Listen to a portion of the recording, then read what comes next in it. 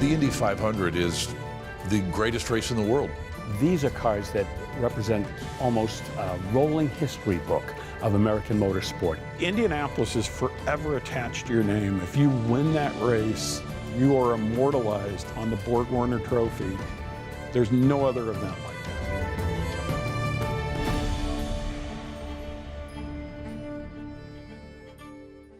There's hardly anybody that you can talk to across the country that doesn't know about the Indy 500 and understands the significance of the technology that racing has an influence on, and I just fell head over heels over that. I think Gary has a natural love of IndyCars because he's an Indy guy. He's been here most of his life. He's been to many, many Indy 500, so it's kind of a natural thing that he is a lover of all things Indy. My collection is geared around roadsters mainly. I was primarily interested in real documented cars. Most all of mine are real documented cars that actually raced with significant drivers. Parnelli Jones's '98 car was my first one. Parnelli Jones tried to buy the original race-winning Ol Calhoun from the Indianapolis Motor Speedway Museum, which was a non-starter. They weren't going to sell it. So he decided to commission a replica. This has the candy apple blue and candy apple red on it that is authentic to that car. A.J. Foyt may be the most legendary driver to ever drive the Indy 500. He was the first four-time winner of the race. And to have one of his cars that he drove at Indy, a huge factor in this collection. It's a 1959 Epperly car. Foyt drove it in '60 to the national championship. It's a real car. It's been fabulously restored. From a driver perspective, from a historic perspective, if you pick two guys that you want to have significant cars in your collection, A.J. Foyt is one. Mario Andretti, also a must-have. The great thing about the Mario Andretti cars is that this was his introduction to Newman Haas racing. So you had this powerhouse team come together in 1983, and we just happened to have the 1983 car. Mario kept making suggestions to changes, and by the end of the year, the Lola had won 2 races and set them on the path to future success. We have a later version of a Lola, the T86-00. The main reason I've got them is that I can still start them and drive them. And Newman Haas got them ready and tagged them accordingly. So Gary really enjoys the front-engined Indy cars, and he's got everything starting from a 1949 into the 1960s. And he decided to branch out a little bit in recent years, and he's also added rear-engine cars to this collection. One of the truly significant cars is the 1966 Lola that Jackie Stewart drove. It was destined to win and blew a hole in the oil cooler, and sister car to it with Graham Hill driving ended up winning. It's another car that's impeccably put together.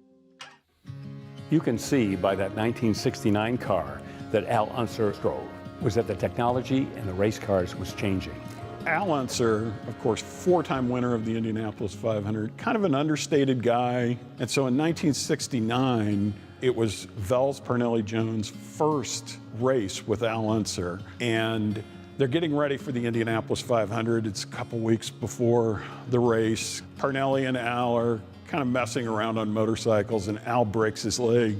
The unfortunate thing about that is Al Unser probably had the car to win the race that year, and he would prove that the next 2 years with the development of the car that Gary has as he won back-to-back Indianapolis 500. You have to ask yourself, how many four-wheel drive cars does you see at Indianapolis? It's a brute. I mean, when it starts up, it's like 3 or 4 monkeys on your chest beating on it, so it's a fabulous piece.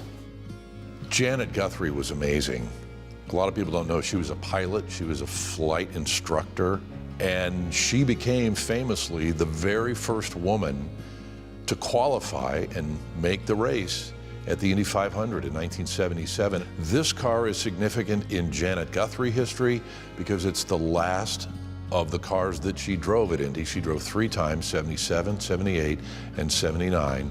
And this is that 79 car. Ray Abraham found the car, restored the car. We ran it last year at Raceway Park. We were working towards indoctrinated into the Library of Congress. And all the work's been done in terms of documentation, video documentation to take it to the next level. Before A.J. Foyt and Mario Andretti were household names, Roger Ward was the man to beat at the Indianapolis 500. He had won the 562 and then won the national championship, which was awarded the #1 insignia for 63. And it's another car that is impeccably taken care of. It's got the original Offie engine in it. It does have an onboard starter, and the only purpose of that is if you're out running, after you once get it started with a gear drive starter, then you can restart it after it's warm with an onboard starter. It's a great piece to drive. To see that Gary has acquired these cars and is keen on preserving not only the car, but the stories and the history behind the car. I know he wishes he could have a 33 car field, but this is a pretty impressive lineup.